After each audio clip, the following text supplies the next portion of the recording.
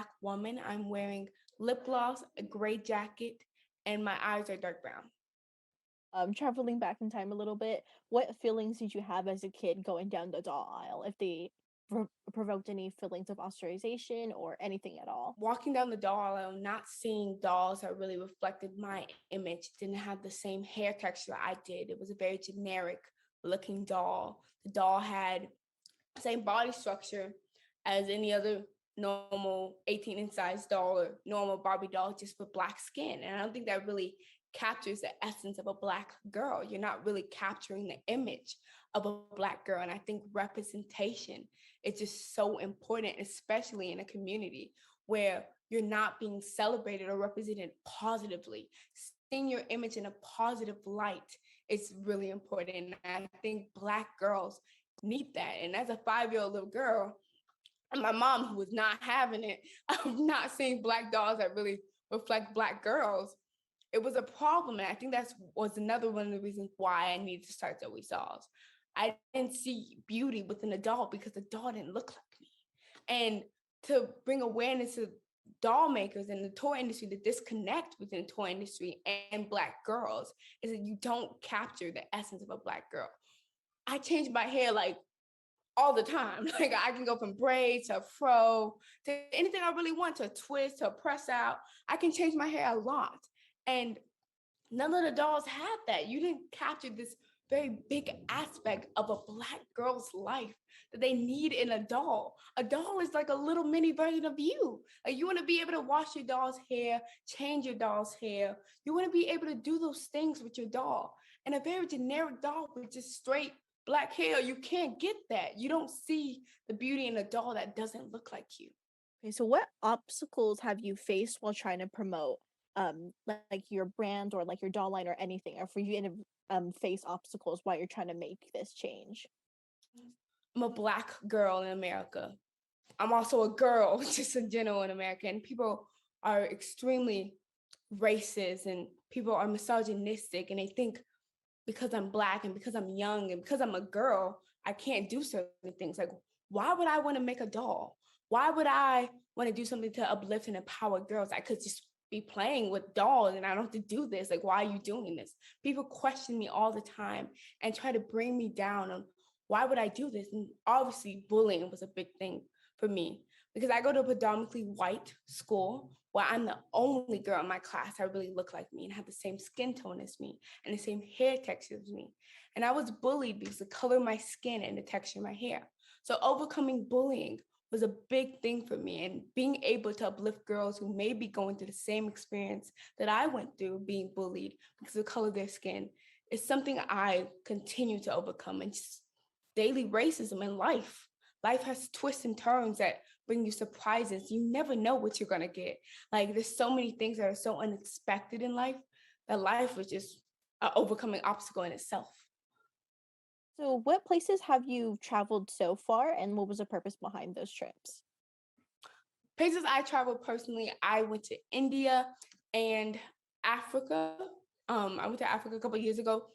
Those are the out of country trips I went to. I've also been to Mississippi, Texas, and Georgia to give out dolls as well. So in Africa, that I actually went to Africa a while ago. I want to say when I was about 5.5, 6 years old. And actually, my godmother has an organization over there, and we were actually visiting her. And we were visiting, and I saw a lot of things that made me really sad, like poverty and things like that, and kids not having toys to play with. You know, I was 5 years old. Like, I think every kid has a toy to play with, and every kid should have a toy to play with. And so seeing that was a real game changer for me of why I wanted to do Zoe Sauls and why this was so big to me. And in India was by far my favorite doll giver I ever done in my whole entire life.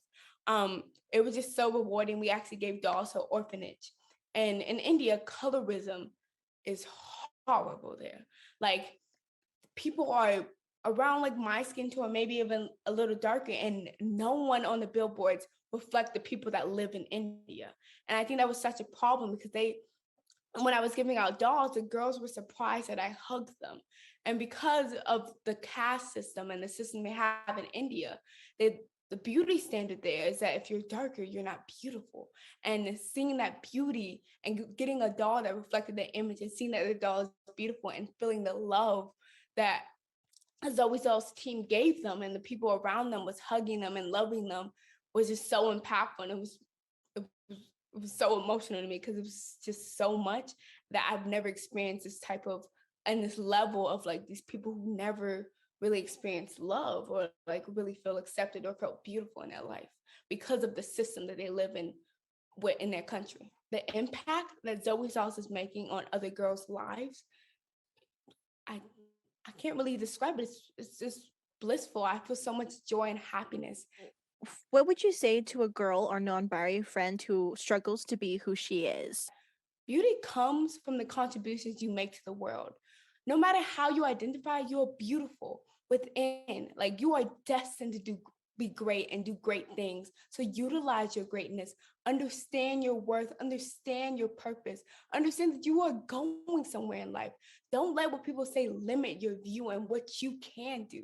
Because if you really have that mentality that you can do anything, then you can do anything. And I think changing the way you think and the way you view life is a big part of understanding your worth and who you are. What do you wish adults knew about girls today?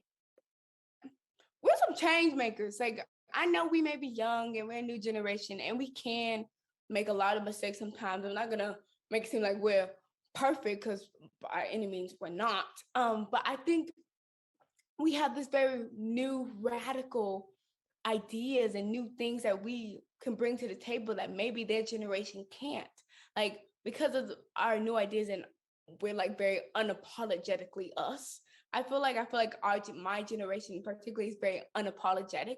Like if we're gonna say we're gonna do it, we're gonna do it. And I think that that drive and ambition we have sets us apart from other generations, because we're just so ambitious. Like we think we can do it all, and yes, that can be a negative to that side of, but I think it's also very positive aspect of what my generation can bring, and that's just something that I can really see that adults is a misconception between the adults and my generations, that they think that we can't do certain things because of our age and our generation, that we're young and that we should just act a certain way because we're ladies. No, we're not going to do that. We're going to share our new ideas and be unapologetically us. And what's one quote you want to be remembered by or remembered for?